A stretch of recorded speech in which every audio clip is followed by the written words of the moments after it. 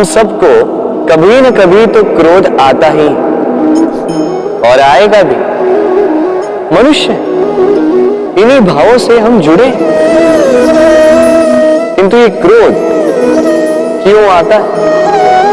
कभी सोचा है आप? ये क्रोध तब आता है जब हमारे मन के अनुसार कुछ ना हो, जैसे कभी कोई हमारी बात ना माने या कभी हमें पराजय प्राप्त हो जाए। किंतु इन सारी परिस्थितियों में आधार एक ही है कि कहीं ना कहीं, किसी न किसी स्थान पे हम दुर्बल हैं। क्रोध जन्म लेता है हमारी दुर्बलता से और फिर वो हमारी सबसे बड़ी दुर्बलता बन जाता है। यदि क्रोध को वश में न रखा जाए तो भ्रम जन्म लेता। यदि भ्रम को वश में न रखा जाए तो विवेक व्याग्र होने लगता है और यदि व्याग्रता को वश में न किया जाए तो व्यक्ति का तर्क ही नष्ट हो जाता है। सोचने समझने की शक्ति शून्य हो जाती है और फिर उस व्यक्ति का पतन हो जाता है। इसलिए अपने क्रोध पर वश रखें और अपने मन को शांत होने के लिए करें। राधे राधे।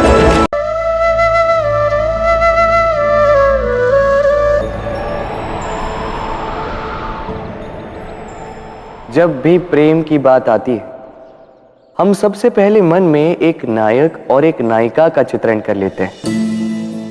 क्यों? आपके साथ भी यही होता है ना? पर क्या प्रेम केवल नायक नायिका के आकर्षण का बंधन है? नहीं, प्रेम तो परिवार से हो सकता है, माता पिता भाई बहन से हो सकता है, सखा मित्रों से हो सकता है, देश और जन्मभूमि के लिए हो सकता है, मानवता के लिए हो सकता है, किसी कला के लिए हो सकता है, इस प्रकृति के लिए हो सकता है। पर प्रेम कभी उस पन्ने पर लिखा ही नहीं जा सकता जिस पर पहले ही बहुत कुछ लिखा हो। जैसे एक भरी मटकी में और पानी आ ही नहीं सकता। तो यदि प्रेम को पाना है तो मन को खाली करना होगा। अपनी इच्छाएं, अपना सुख सब त्याग कर समर्पण करना होगा। अपने मन से व्यापार हटा दो, तभी प्यार मिलेगा और मन प्रसन्न होकर बोले राधे राधे।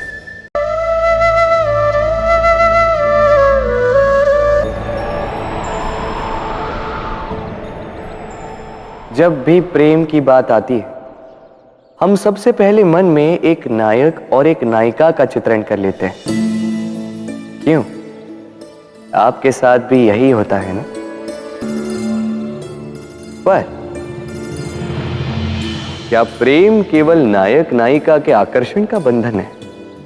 नहीं, प्रेम तो परिवार से हो सकता है, माता पिता भाई बहन से हो सकता है, सखा मित्रों से हो सकता है, देश और जन्मभूमि के लिए हो सकता है, मानवता के लिए हो सकता है, किसी कला के लिए हो सकता है, इस प्रकृति के लिए हो सकता है।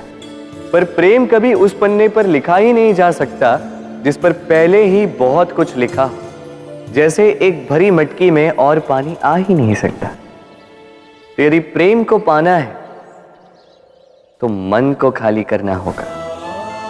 अपनी इच्छाएं, अपना सुख सब त्याग कर समर्पण करना होगा। अपने मन से व्यापार हटा दो, तभी प्यार मिलेगा और मन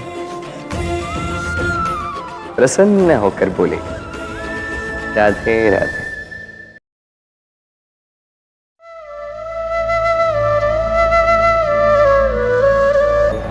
व्यक्ति किसी और वस्तु या भाव से परिचित हो ना हो, भय और भविष्य दोनों ही व्यक्ति के मन में सदैव रहते हैं, जिनका अस्तित्व व्यक्ति के अस्तित्व पे भारी रहता है।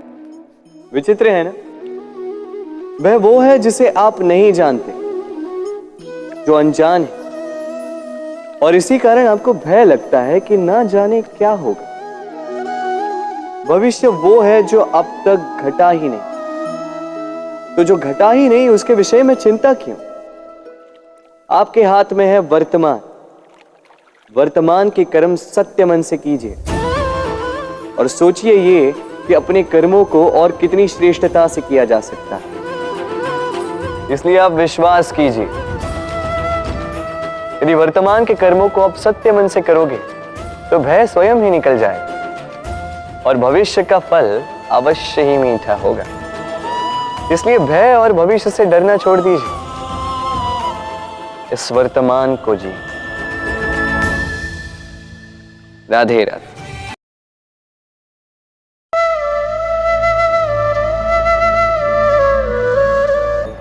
हम अपने संबंधों के साथ जीते हैं, उत्सव मनाते हैं, खेलते हैं, खाते हैं, आनंद मनाते हैं।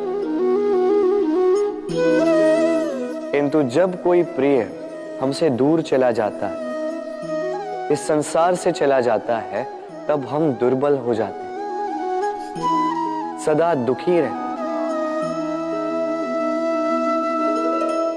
क्या ये होना चाहिए? इस प्रकृति को देखिए, वृक्ष पत्तों के झड़ने से शोक नहीं मनाता, वो नए पत्तों के आने का स्वागत करता है। कल आप भी किसी के स्थान पे आए थे और कल आपके स्थान पे भी कोई और अवश्य आए, क्योंकि ये परिवर्तन है, ये इस प्रकृति का नियम है। इसमें शोक कैसे? जो छूटा उसका शोक मनाने के स्थान पर जो मिलेगा या जो आपके पास है उसका आनंद उठाइए। राधे राधे।